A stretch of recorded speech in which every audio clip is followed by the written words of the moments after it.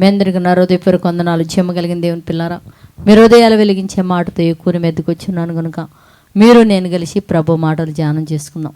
ప్రభు మాటలు ధ్యానం చేసుకోబోయే ముందు రాత్రి కాలం నుంచి మిమ్మల్ని, మీ కుటుంబాన్ని, మమ్మల్ని, సంఘాన్ని, భూమి మీద ఉన్న ప్రతి మానవుని జ్ఞాపకం చేసుకొని మనందరి జీవితాల్లో దేవుడు చేసిన ప్రతి మేలుకు ఉపకారమునకై మన ప్రభు మన రక్షకుడు యేసుక్రీస్తు వారి నామంలో తండ్రి అయిన దేవుడికి శిరస్సు ఉంచి వందనాలు స్తుతులు తెలియచేసుకుంటూ, చేయగలిగిన దేవుని పిల్లారా, మన ఆత్మలకి ఈరోజు ఆహారంగా దేవుడు ఏ మాటలైతే నియమించున్నాడో ఆ మాటలు ధ్యానం చేసుకోబోయే ముందు చిన్న ఆరాధన చేసుకుందాం. దేవుని పిల్లారా, కళ్ళు మూసుకుంటే ఆరాధన చేద్దాం.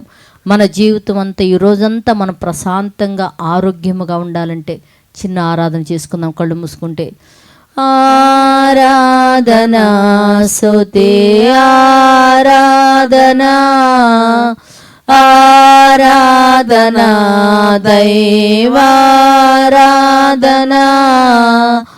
ఆరాధనా స్తుతి ఆరాధనా ఆరాధనా దైవారాధనా. జయమగలిగిన దేవుని పిల్లరా, మనం చూడగలిగితే యెషయా గ్రంథం 26వ అధ్యాయము 3వ వచనంలో ఒక మంచి మాట రాయబడింది. చూద్దాం దేవుని పిల్లరా. ఎవని మనసు నీ మీద ఆనుకొనునో వానిని నీవు పూర్ణ శాంతగల వాడిగా కాపాడుదువు, ఏలయనగా అతడు నీ యందు విశ్వాసం ఉంచాడు అని రాయబడింది. దేవుని పిల్లరా, అంటే దేవుని మీద ఎవని మనసు ఆనుకుంటుందో వాడంట పూర్ణ శాంతము కలిగిన వాడిగా చేసేస్తాడంట దేవుడు. ఎందుకు అంటే అతను యందు విశ్వాసం ఉంచున్నాడు గనుక అన్నాడు. దేవుని పిల్లరా, మనం చూడగలిగితే దేవుని పిల్లరా, కొన్ని మాటలు బైబిల్ మనకు ఆశ్చర్యం వేస్తుంటుంది. దేవుని పిల్లరా, మనము నూతన నిబంధన గ్రంథంలో కూడా చూడగలిగితే దేవుని పిల్లరా, యోహాను గారు చాలా శాంతం కలిగిన వాడిగా మనకు కనపడుతుంది.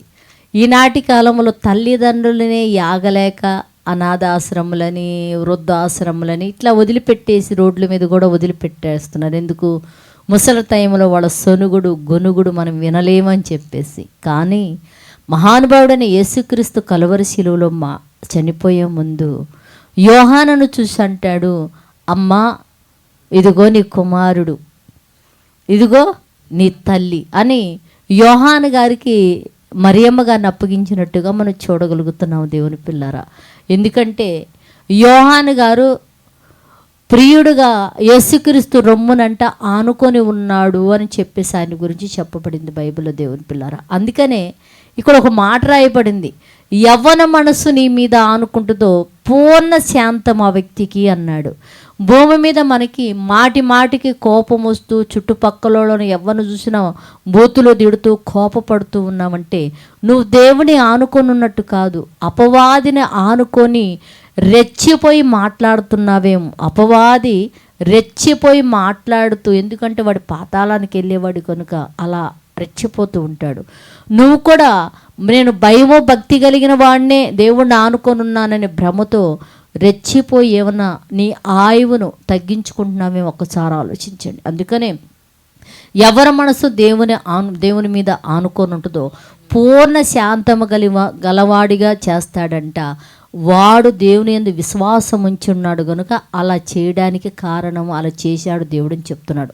కనుక భూమి మీద ఉన్న మనందరం కూడా దేవుని పిల్లరా పూర్ణ శాంతము కలిగిన వాడిగా మనము ఉండినట్లు ప్రార్థన చేద్దాం. దేవుని పిల్లరా, చేయగలిగిన మా పరలోకపు తండ్రి, నైనా నీ కృప కలిగిన నామానికి వందనాలు. నైనా ఇదిగో తండ్రి, భూమి మీద ఉన్న మమ్మల్ని అందరినీ కూడా నా తండ్రి నిన్ను ఆనుకొని ఉంటే పూర్ణ శాంతము గలవారిగా నువ్వు చేస్తాను అంటున్నావు తండ్రి.